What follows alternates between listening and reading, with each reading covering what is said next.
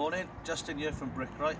Efflorescence. So we made a video on efflorescence prior to this one, and so much help off you guys coming through from loads of different people with suggestions. So here it is, show them that there, look. We've been working on this, trying to get rid of it. I hate the stuff because it really makes your work look awful. So I thought I'd update you all on it. So we've put patio cleaner on it, didn't work. We've put what's this stuff called here?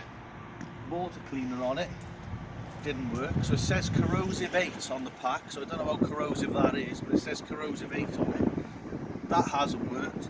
We put white vinegar on it, that hasn't worked. We've wire brushed it, we've soft brushed it, we've jet washed it, we've let it, we've left it alone, like some people are saying, we've left it alone. We've tried to draw it out by controlling the, we're trying to help control it with the weather. So we've let the sun do its job and the rain do its job. It's still there, can't get rid of it. And if you come really close, really close on this now, look. This stuff is like crystallizing. I've seen salt or efflorescence before where it's like you can literally brush it off. It's like a powder, but this is more like a stone. This is like crystallized. And it's fresh. It hasn't gone from the powder to crystallization. It's come out of the wall and it's gone straight like that.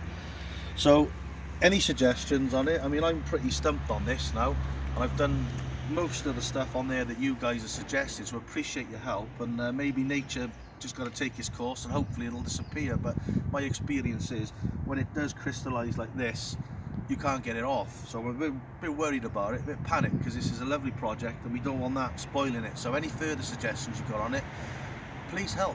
So if you press pause a minute, Frey will show them this now. We'll go over onto here next. So press pause.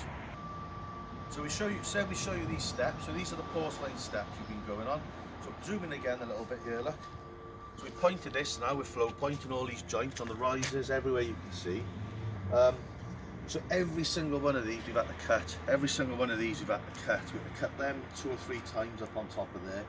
We had to mess about with the levels because these steps were concrete underneath if you look back to the previous videos. So these steps were out of level, they were out of square. It took us ages and ages and ages to do this. Put it all down with Mapai, which is a tile adhesive. So these are not going anywhere now. So we stuck them with Mapai, rapid set. Likewise with these, with the treads. So it looks nice. So it's, you know, it's dusty. We're still in a working building site environment, so we've got to clean these all off at the end. That'll be our snagging at the end to clean these off. But we thought we'd show you.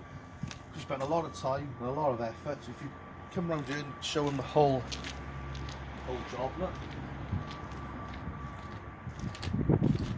I mean, we've got a tarmac drive going in here and lights and everything. So once the black tarmac goes up against there, it's going to look really, really nice. So that's the steps. So any questions on this, leave them in the comments below. We'll be happy to assist you if you've got a project on the go. So we'll go down to the bottom now and show you the shed base. So see you in a minute. So this is the summer house base here. So we did say we'd show you that, but we didn't because it was a cold day. We're up against it with the weather. Me and Brad were here, so we did it.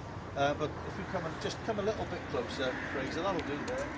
So what we did, before we put these porcelain risers on the side, there was shuttering all the way around here in timber work, and we've just got a straight edge, and we just moved the straight edge over the shuttering that we pre-did, all level, right the way through, and it was an easy pour because we had it on a pump.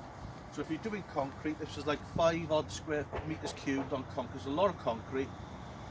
Pump came through there, straight in, easy peasy, and I think the pump cost us an extra 250 quid, so it was a lot of money to do it on the pump, but to bring it all over this uneven ground was a bit difficult, and it went in so easy, so quick, and I think it was worth the 200 quid in the end, to be honest.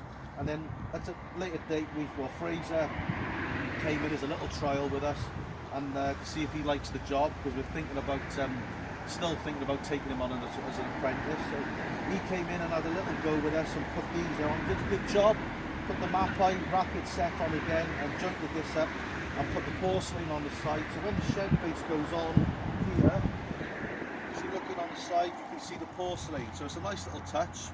So that's all ready now for the summer house. So we'll show you another one now, show you the wall now in a minute. So see you in a minute. Yeah. Right, so here we are at the wall. So this is the trammel that's been helping us.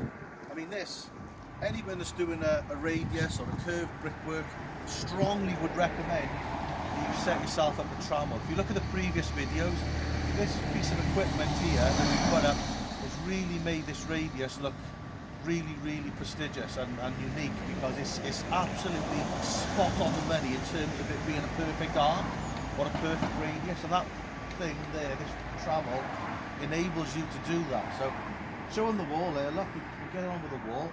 We've got a post box going in here, which I'll show you. So there's a post box going in here. We've got the creasing tiles going on top, 2 courses, and a brick on edge. We've got a pillar cap going on here as well. We've done the rake joint. We've got all electrics going into the electric gates. We've got a plug socket down there. We've got lights on the wall here. We've got PIR systems on. We've got sensors on there to open the gates, and cameras, and all kinds of different excuse me, electrical bits and pieces going on here. So we're going to crack on with the brick on edge on this today. But if you come on this side, look. So this is that wall being built now on the other side as well. So we're going on with it. So if you come on here as well, this is to connect the top hinge for the gate. We've got galvanised posts in here, which again you would have seen on the previous video, and then we're concrete inside this pillar. So when they screw their gates onto here, I mean, it's not going to go anywhere, is it? Because the post is bolted to the concrete, then we've concreted it behind it, so it's not going to go anywhere. So we've done a good job on that, I like to think. And then we've got these creasing tiles, which I think are a nice little feature, a nice little design on this wall with a brick on edge on top, which we will show you. Here's the post box, look. So if you're showing where this arc is worked out on this corner,